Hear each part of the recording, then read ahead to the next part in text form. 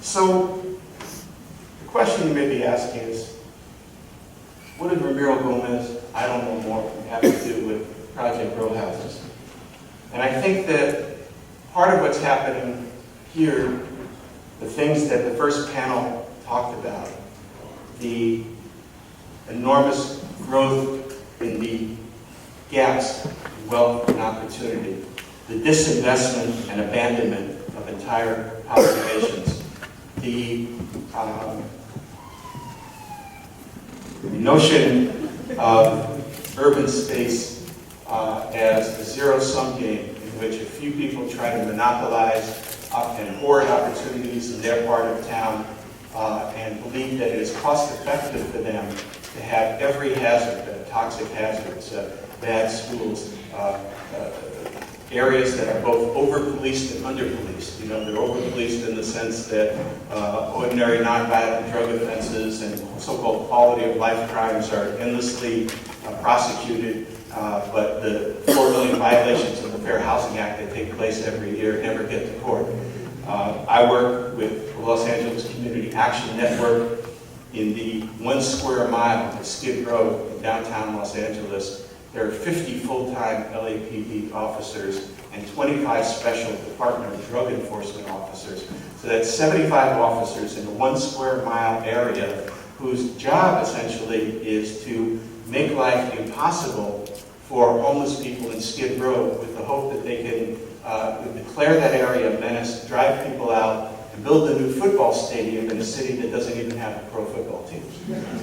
And this policing are all almost entirely crimes of condition, not crimes of conduct.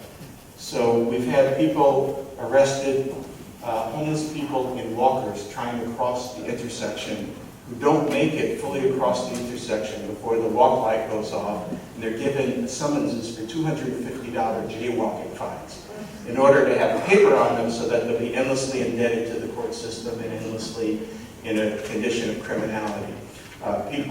General Dogon, who is the most arrested homeless person in LA, which I assure you is no small distinction. General Dogon was arrested because in talking to an officer, he was smoking a cigarette. When the cigarette ash hits the ground, they arrested him for littering. Homeless people had their blankets confiscated because the police officers argued that this was a fire hazard in the concrete, of downtown Los Angeles. Sitting with an open container of liquid, alcoholic or not, is a crime that can get you arrested in Skid Row. I could sit in front of my house all day and all night with an open bottle of anything. I'd never get arrested. It's exactly the same act, but it's prosecuted differently. These kinds of realities are pervasive, and they're happening in a way that puts increasing numbers of people in the world in a condition of shared misery, but also creates the possibility of looking for people who are looking for us. Creates the possibility of finding families of resemblance between our struggles and the struggles of other people who are out there. And the principles that are behind all of this artwork are principles that I see central to Project Row Houses, finding value where others do not. A gift for seeing relationships where other people only see isolated entities. The great genius of row houses to me is that in seeing that the objects were related to each other, that their function doesn't come solely from their form, but from the cultural use that they enable by seeing that people in one part of town have a relationship with people in another part of town, making a break with the hostile privatism and defensive localism that permeates neighborhood discourse in this society, that row houses sees relationships where other people only see things. And this is what Afro-diasporic art has always been. It's a process of what we call parallel construction. A work of art is not set off from the world. A work of art doesn't mean one thing. Okay, we have some sound? Oh, okay. We have the greatest Native American mind group.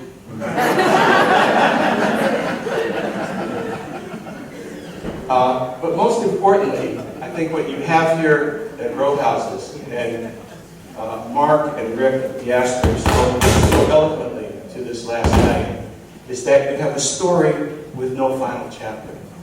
You have, just as jazz has no final chord, you will never have the final triumph or the final defeat of row houses. You will simply have more improvisation under new conditions that you've made possible.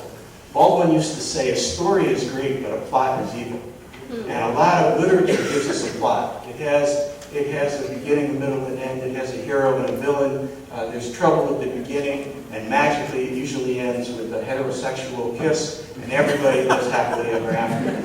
This is a kind of poison that is given to us because it's not the way the world works. What Baldwin says is a story reveals, but a plot conceals.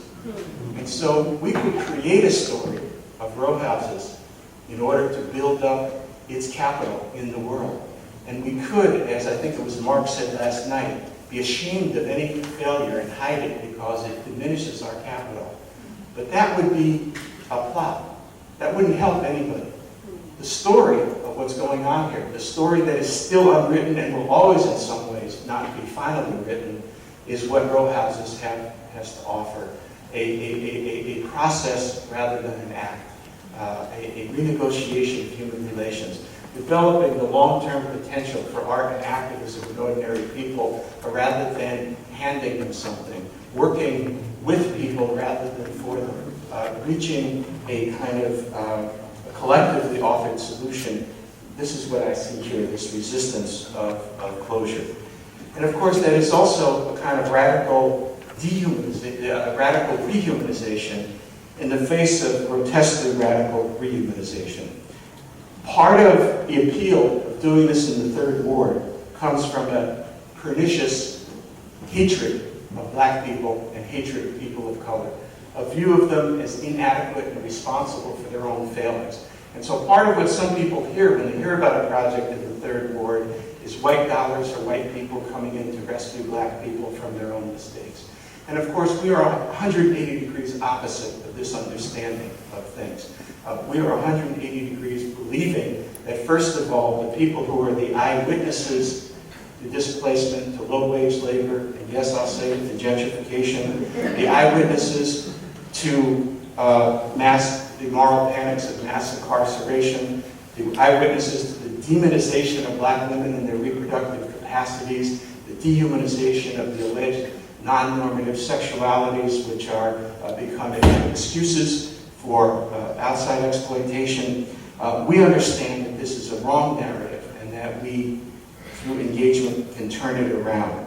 And that parallel construction enables us to encourage other people as well as ourselves to see that the path of inversion is the only path of solution.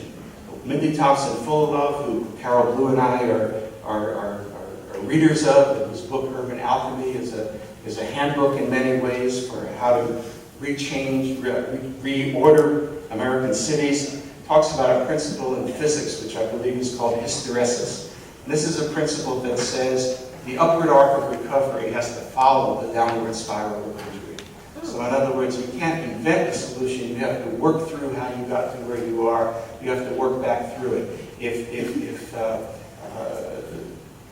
restrictive covenants and redlining and urban renewal destroy the community, you have to work back through those things to see how you can recreate community. If relations between races or relations between places, you have to change the racial order, the racial economy of those places. You need to turn hegemony on its head. But you can't evade things, you can't, by inspiration, simply overcome them. What you have to do is work through them. You have to recognize that the things that can kill you can also cure you if you use them in the right doses. But if you use them in the wrong doses, something you're taking as medicine can turn into poison. And that's why you need judgment. That's why you need moral judgment based on experience and wisdom. And that is what art teaches. That is what engagement in art is supposed to do. Now this task, as I said, at this moment is extremely urgent. In the we can't get the rest of the videos, I'm going to just lay it out for you verbally. The people in power in this world cannot fix the things that they have broken. Mace was there 50 years ago. Says a society that runs from its problem is a decadent, decaying society. It's a civilization that cannot save itself.